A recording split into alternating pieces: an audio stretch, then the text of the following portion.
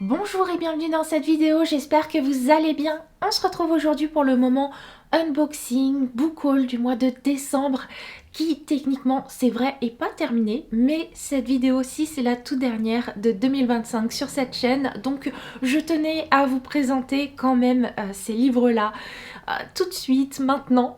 Et pour commencer, samedi, alors non pas samedi dernier pour vous, mais samedi dernier pour moi, au moment où je vous tourne cette vidéo, donc le samedi 13 décembre, voilà, arrêtons de s'en mêler les pinceaux, je suis allée à Paris avec mon amie Anaïs et on a fait un tour à la librairie anglaise Smith Son et là-bas je me suis acheté Wolfsong de TJ Klune publié chez Tor Books.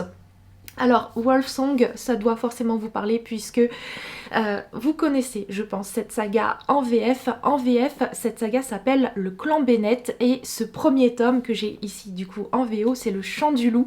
Voilà, c'est une saga qui me fait très envie depuis super longtemps, déjà parce que j'en entends que de bonnes choses et en plus parce qu'elle est écrite par TJ Klune qui est l'auteur de la saga La Maison au milieu de la mer céruléenne et vous savez que j'adore cette saga et cet auteur et du coup j'avais trop envie de découvrir aussi la saga du clan Bennett, mais c'est vrai qu'en France, eh bien, cette saga, les livres sont un petit peu chers. Bon, après, ils sont magnifiques, hein, c'est vrai. Mais du coup, là, quand je suis tombée sur le premier tome en VO chez Smith Son, j'ai craqué parce que j'aime vraiment beaucoup cette illustration sur la couverture.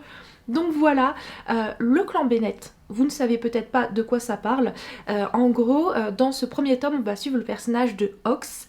Et Ox, quand il a 16 ans, il va avoir des nouveaux voisins, les Bennett, et il va s'apercevoir que ces voisins sont un petit peu particuliers puisqu'ils sont capables de se changer en loup.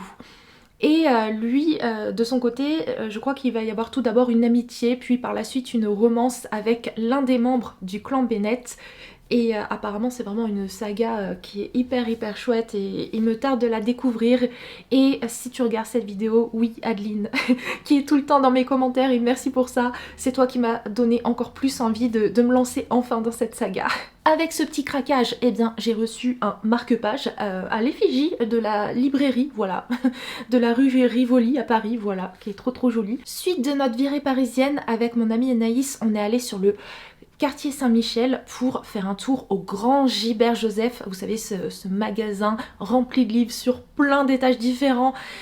Et c'est là où on a appris l'existence d'une boutique Gibert Joseph juste à côté de ce grand magasin et cette boutique là elle est spécialisée dans la romance, donc romance contemporaine mais aussi romantasy, donc forcément après avoir fait un tour au grand Gibert Joseph, et on a fait un tour dans cette nouvelle petite boutique spécialisée romance et c'est là où je suis tombée sur un livre en occasion. Mais ça m'a tellement étonnée, faut que je vous le montre. Le livre en question, c'est celui-ci, Captain of Fate, par Catherine Weber, publié chez Bayard. Et ce livre, c'est un spin-off de la saga Twin Crowns, vous savez, la romantasy avec les deux sœurs jumelles.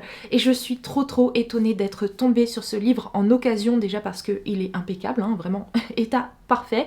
Et il m'a coûté que 10 €. Et le livre, il est sorti, je sais même pas s'il est sorti il y a un mois ou... Enfin, en tout cas, tout juste, quoi.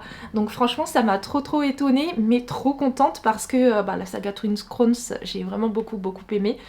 Et là, donc, dans ce livre-ci, on va y retrouver le capitaine Mariano et sa sœur Céleste. Céleste qui est amie avec Rose de Twin Crowns, et du coup on va les retrouver là, ça va être les deux personnages principaux de ce récit et il me tarde en fait de pouvoir me replonger dans l'univers de Twin Crowns et trop contente d'avoir trouvé ce livre franchement en occasion parce que de toute façon sinon je l'aurais acheté neuf je pense, donc trop bien. Par la suite, ça a été l'heure du goûter, du coup on s'est dirigé vers le Renard Café et avec notre commande on a reçu un petit marque-page et je voulais vous le montrer parce que regardez, c'est Hamtaro, enfin c'est les Ham Ham. Le marque-page s'appelle Christmas Time chez les Ham Ham par MG Scribbles. Franchement, c'est trop adorable. Donc voilà, je voulais vous le montrer parce qu'il est vraiment trop choupi. Ensuite, c'est parti pour la partie unboxing. J'ai reçu un colis de la part de chez Amazon, voilà, et d'ailleurs je l'ai un peu rescotché parce qu'il y avait un trou dedans, voilà. Donc il est ici. Et que contient-il? Eh bien, il contient un livre que j'ai aperçu chez Smith Son et j'ai hésité à le prendre et puis finalement, bah, je me suis dit, de retour chez moi, non si, je le veux, je le veux ce livre. Ce livre c'est Alchemize. Je sais pas si je l'ai dit correctement. J'avais un doute et doute justifié puisque ça se dit Alchemize et petite précision que j'ai oublié de mentionner, c'est que ce livre est sorti en VF avec la même couverture, mais perso j'ai craqué pour cette édition en VO parce qu'il y a un sublime jaspage que j'ai oublié de vous montrer et qui reprend l'illustration de la couverture. Sur ce, reprenons. Donc, Alchemize de Sen Lin Yu, publié chez Del Rey. Un livre qui est super sombre, qui ressemble pas forcément à mes lectures habituelles, on va dire.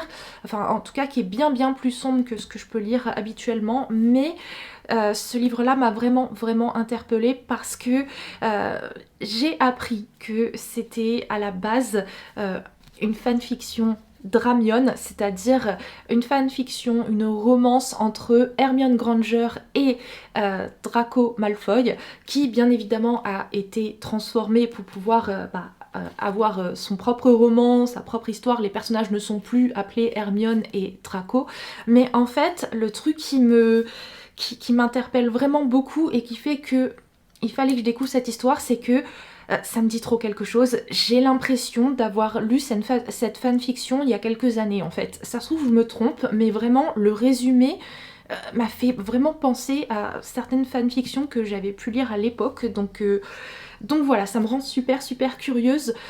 Dans cet univers, en gros il y a eu une guerre et le clan de notre héroïne a perdu. Et depuis, elle, forcément elle est aux mains des gagnants et elle a été vraiment très maltraitée par eux. Et en plus de ça, elle a des pertes de mémoire en fait, donc elle a oublié une partie de son passé. Et va forcément faire la connaissance d'un monsieur un peu sombre, hein, évidemment. Elle va être envoyée justement chez ce monsieur un peu sombre pour qu'il puisse l'aider à récupérer ses souvenirs perdus parce que ça pourrait être des souvenirs quand même assez importants. Et évidemment, même si elle est sa prisonnière, peut-être qu'entre les deux, enfin c'est pas peut-être, c'est même assez évident je crois. Peut-être que la situation va changer, mais ouais, en tout cas, livre hyper dark, donc à pas mettre entre toutes les mains. Et puis j'ai reçu ceci, un immense colis que la poste a dû rescotcher parce que le pauvre il est arrivé dans un sale état. Ce colis me vient donc de chez Hachette Livre, Hachette Collection précisément, puisque ils m'ont proposé en fait de recevoir certains titres qui vont prochainement paraître en presse, vous savez, au rythme d'un numéro tous les temps de jour. Et justement le premier numéro sort le 26 décembre et vous allez voir pourquoi j'ai dit oui, parce que forcément c'est sur une thématique qui me parle énormément. Ouvrons ce colis. Ouh là là. Donc, que je vous montre un petit peu. Il s'agit de livres autour de la thématique de Disney. Oui. Et donc là, vous voyez le premier numéro qui est autour de la Belle et la Bête. Donc voilà. voilà. Évidemment que j'ai dit oui. Regardez-moi ça. Regardez-moi ça, la Belle et la Bête. En plus, j'adore. Mon Disney préféré. Vous avez également le numéro 2 qui sera autour de la Reine des Neiges, version Disney. Et puis vous avez également les numéros 3 et 4, alors je sais pas dans quel ordre ils sortiront, mais c'est sur Blanche-Neige et le Roi Lion. Et vu que ceux-là ils sont déballés, je vais pouvoir vous les montrer un petit peu plus. Prenons le Roi Lion, donc pour chaque livre, ce sont des reliés avec du jaspage. Et à l'intérieur en fait, eh bien vous avez des illustrations. Oh là, trop joli, trop joli. J'aime vraiment beaucoup. Je pensais que c'était des extraits en fait des films Disney, en fait non, c'est carrément des dessins en fait. Regardez, là c'est même un croquis. Donc trop bien, je suis trop heureuse, je vais me régaler avec ça. Voilà, dès que j'aurai besoin d'un petit moment doudou, cosy, je vais sortir un petit livre comme ça. Je me replongeais dans les classiques Disney, trop contente. Et ouais. Voilà qui clôture cette vidéo, cette dernière vidéo de 2025. Je vous souhaite à toutes et tous de passer de très bonnes fêtes de fin d'année. J'espère en compagnie de vos proches, si c'est possible. Et si jamais c'est pas possible, eh bien je vous souhaite quand même que du bon, que du positif dans vos vies. Je vous envoie plein de bisous et on se retrouve tout prochainement. Pas tout de suite, mais ça va venir. Pour une nouvelle vidéo. À bientôt en 2026.